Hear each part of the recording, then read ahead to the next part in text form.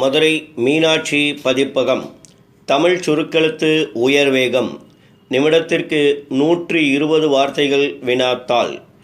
மே 1981. குரல் கொடுத்துள்ளவர் மதுரை கூக்கி ஜெயபாலன். ரெடி? கமெண்ட்ஸ்.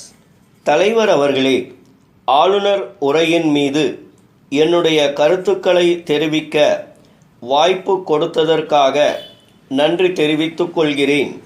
இந்த அவையில் நான் முதலாக பேசுகிற பேச்சே நன்றி கூறுகின்ற பேச்சாக இருப்பது குறித்து மிகவும் மகிழ்ச்சி அடைகிறேன். நீதிபதிகளாக இருக்கிறவர்கள் அதிகம் பேசக்கூடாது.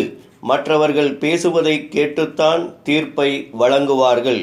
மற்றவர்கள் பேசுவதை கேட்டுக்கொண்டிருந்த நிலையை விட்டு இன்றைக்கு மற்றவர்கள் கேட்க நான் பேசும் நிலை ஏற்பட்டிருக்கிறது. இந்த நிலையை ஏற்படுத்தி கொடுத்த மாண்புமிகு முதலமைச்சர் அவர்களுக்கு என்னுடைய நன்றியை தெரிவித்துக் கொள்கிறேன். எனக்கு முன்னால் பேசியவர்கள் பலர் மிகவும் திறமையாக பேசினார்கள். அவர்கள் எல்லாம் அரசியலில் அதிகமாக ஊறியவர்கள். அவர்களுக்கு சமமாக என்னால் பேச முடியாது என்பதை மிகவும் அடக்கத்தோடு தெரிவித்துக் கொள்கிறேன். இங்கே பேசிய பல உறுப்பினர்கள் அரசாங்கத்தை பாராட்டி பேசினார்கள்.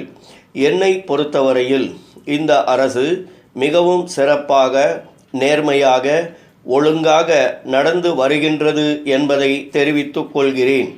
நான் இந்த ஆளுநர் உரையை முழு மனதோடு வரவேற்கிறேன். அரசியல் கருத்து வேற்றுமைகளை மறந்துவிட்டு பார்த்தால் ஆளுநர் உரையானது நாட்டு மக்கள் நல்வாழ்வு பெறவும், எல்லோரும் வேலைவாய்ப்பு பெறவும், கிராமங்கள் வளர்ச்சி பெறவும் நல்ல பல திட்டங்களை கொண்டதாக இருக்கிறது என்பதை தெரிவித்துக் கொள்கிறேன்.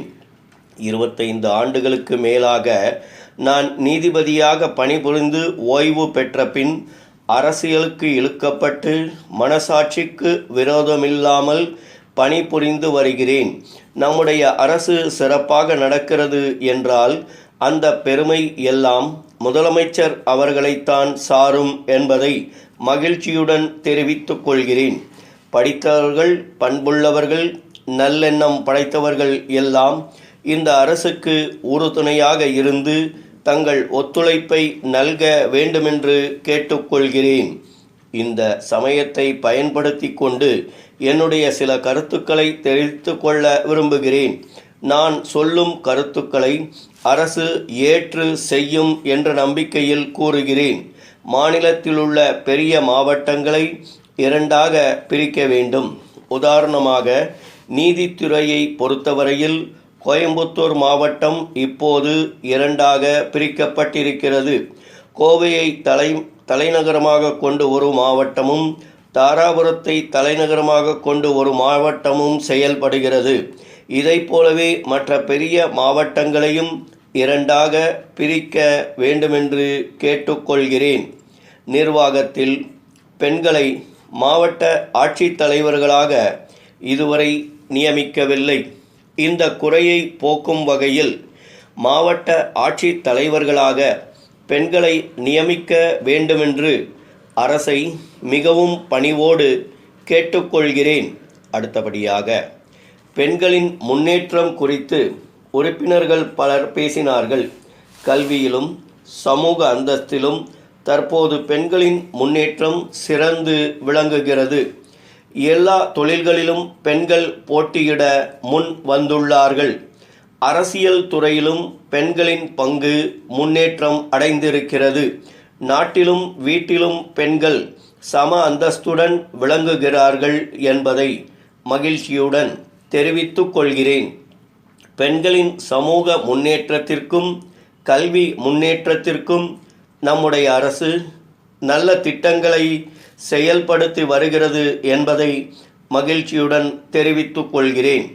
குழந்தைகளை நாட்டின் நல்ல குடிமக்களாக மாற்றும் ஆரம்ப கல்வி பணிக்கு ஏற்றவர்கள் பெண்கள்தான் என்பதை அனைவரும் ஒப்புக்கொள்வர். அதேபோல மருத்துவத்துறையிலும் பெண்களின் சேவை பெரிதும் பாராட்டப்படுகிறது.